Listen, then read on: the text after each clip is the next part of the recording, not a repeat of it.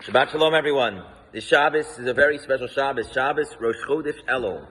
As we begin the month of Elul, the month of Ani Lidodi, Vidodi Li, the month of connection with Hashem, the intimate connection with Hashem.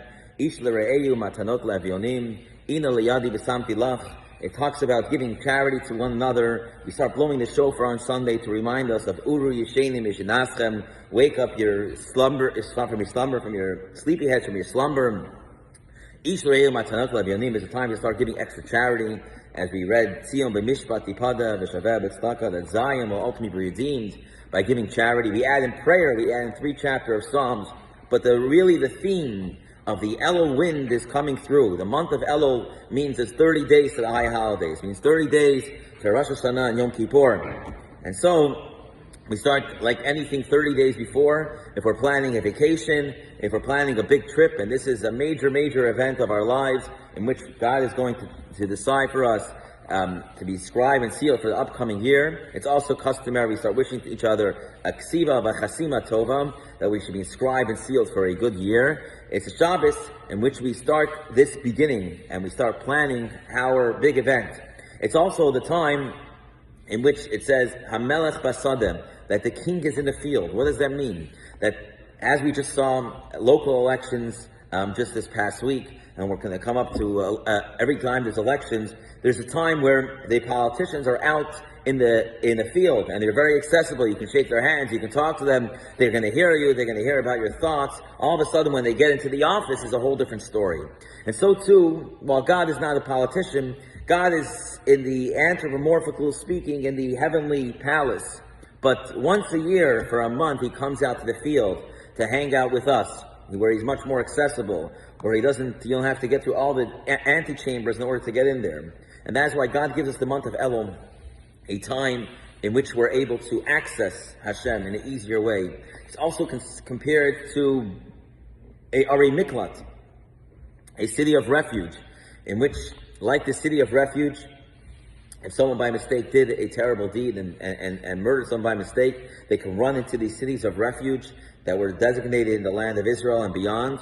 So too, the month of Elul, we're able to run into the month of Elul. Basically, forget about everything that we did throughout the year. You know, we can't get bogged down by things that we've done in January, February, March, April, May, June, July. We can think we did all these things. We made a commitment to Hashem last year by the high holidays that this year was going to be different, and it was no different. It was exactly the same. But even though we may have not lived up to our potential, or lived up to what our resolutions, our New Year's resolutions of last year were, this is a time where we can actually make it up. And every single day we can make up for an entire day of the entire year. Meaning, the first day of the month covers all the first days of the month of the last 11 months. The second day of the month covers all the second days of the month for all of the last 11 months.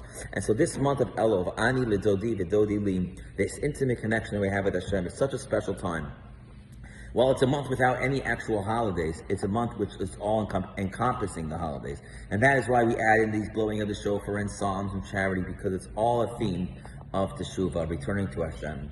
And so as we go into the Shabbos of Shabbos Rosh Chodesh Elul, it's the Shabbos of Parshat Re'eh. And in the Parshat of Re'eh, we opened up Re'eh, Nesati Fnechem Esachayim Esamavas Abrachas Aklala. See, I have given before you blessings and curses. The reality is the word see. What does it mean, see? It's not a poetic verse, but God has given us the power to be able to see blessings or, God forbid, curses. We in our own life are able to perceive what is a blessing, or God forbid we can perceive what a curse is.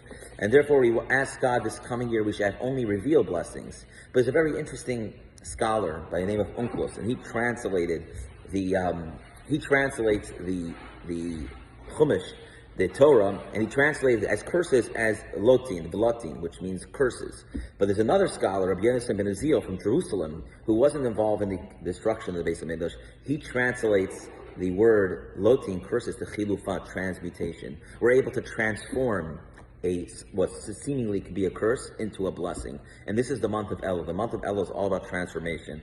It's about changing over not just our perception of that God, everything that God gave us as a blessing, but we transform even what seems to us as a curse. We can transform we can transform this curse into a blessing, And if we do that, then God willing, God will grant us all, as we start to wish all of our friends and family, starting this month, a ksiva v'chasima tevam, l'shad tevam mesukah, that we inscribe and seal for a happy, healthy, and sweet New Year. Shabbat Shalom, everyone. See you in Shul tonight at 7:30, followed by Israel Bond Shabbat dinner, and tomorrow morning at 10:15 for a special Rosh Chodesh Shabbat.